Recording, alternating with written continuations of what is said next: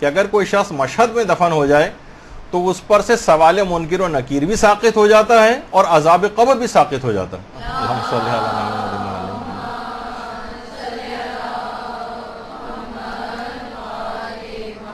مشہد میں دفن ہونے کا اتنا زیادہ فائدہ ہے،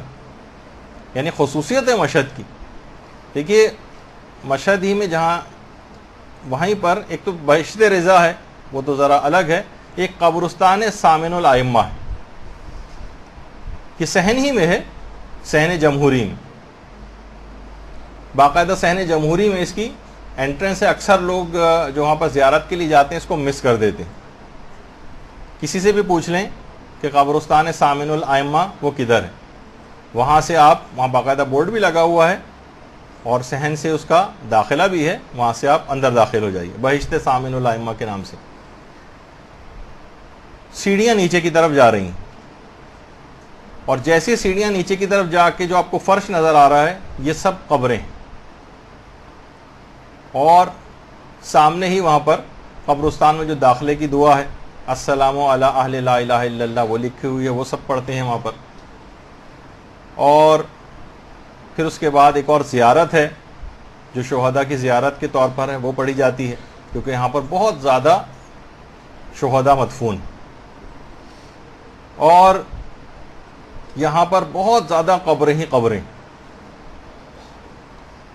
اس میں مقامی علماء بھی ہیں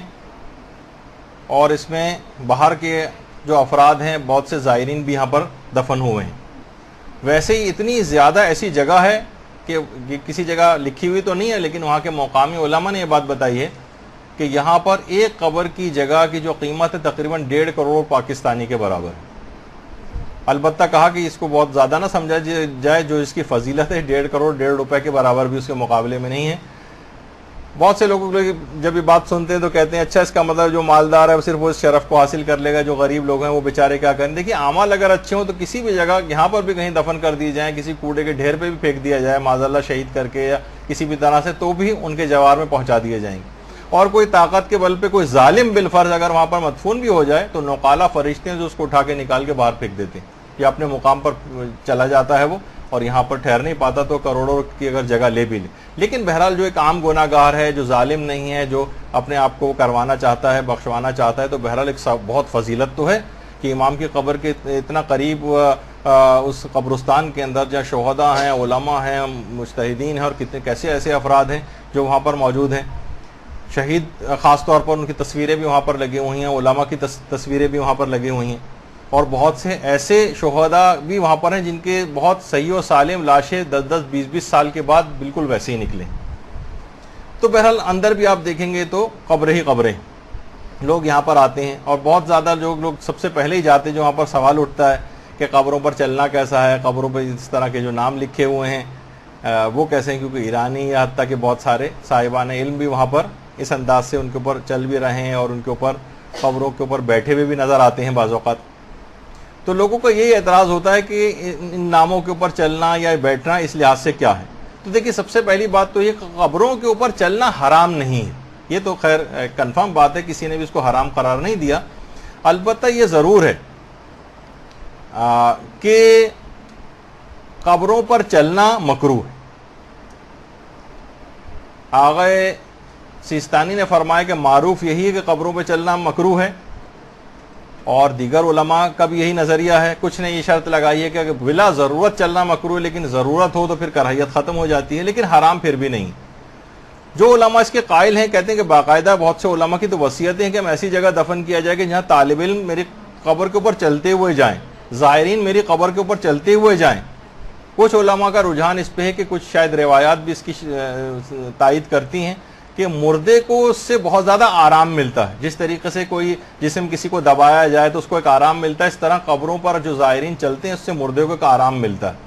بہرحال یہ جہاں تک فقہی مسئلے کا تعلق ہے تو قبروں کے اوپر چلنا مکروہ بھی ہے، قبروں کے اوپر بیٹھنا بھی مکروہ ہے. تو یہ ایک دماغ میں رہے کہ بہرحال جو فتوے ہیں وہ تو یہی ہیں. اچھا بہت سے لوگ ظاہر ہے کہ جو خاص طور پر انڈیا پاکستان وغیرہ کے افراد ہیں ان کا تو دل بھی نہیں مانتا ہے، اور بڑے احتیاط کے ساتھ کہ ہمارا کسی قبر کے اوپر جو نام لکھے ہوئے ہیں اس کے اوپر پاؤں وغیرہ نہ آ جائے، تو اس میں احتیاط میں کوئی ایسا مذائقہ بھی نہیں ہے، اور بعض اوقات لیکن ہم خود بھی دیکھتے ہیں کہ رہبر معظم جی جب قبرستان وغیرہ جاتے ہیں تو قبروں کے بالکل جو درمیان والی جگہ ہوتی ہے کہ کسی جگہ پاؤں نہ پڑے، بڑی احتیاط کے ساتھ اسی جگہ پہ چلتے ہوئے جاتے ہیں قبروں کے اوپر، اس لحاظ سے ناموں کے اوپر پاؤں، تاکہ ایک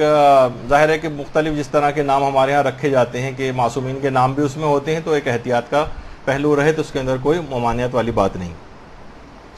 تو بہرحال اس کے بعد پھر اسی قبرستان میں جو ابھی آپ کے سامنے بہشت سامن الائمہ تھا، جب جائیں تھوڑا سا ہی آگے چلیں گے تو ایک سیڑھیاں سی نیچے آئیں گی، یہ سیڑھیاں نیچے کی طرف جا رہی ہیں، قبرستان کی قبریں اوپر تھیں، اب یہ سیڑھیاں اور نیچے انڈر گراؤنڈ جا رہی ہیں۔ یہاں پر کی ایک خصوصیت یہ جو اکثر زائرین مس کر جاتے ہیں وہ یہ کہ جو اترتے ہی اس کے بعد سیڑھیوں کے بعد ایک سامنے ایک دیوار سی آ جاتی ہے جہاں چند افراد آپ کو بیٹھے ہوئے بھی نظر آئیں گے۔ یہ چند اس وجہ سے بیٹھے ہوئے نظر آ رہے ہیں کہ ان کو باقی لوگوں کو پتہ نہیں، یہ جگہ امام کی قبر مبارک سے سب سے قریب ترین ہے، صرف چند میٹر کے فاصلے پر۔ باقی تو آپ جتنی بھی زری پہ جس جگہ بھی جاتے ہیں یا تو اوپر ہوتے ہیں تو بہت زیادہ نیچے بہت زیادہ فاصلہ ہے، سب سے قریب ترین جگہ جو ہے امام کی قبر سے صرف چند میٹر کے فاصلے پر وہ دیوار ہے جو قبرستان نیچے کے قبرستان سے جس کا رستہ جاتا ہے۔ تو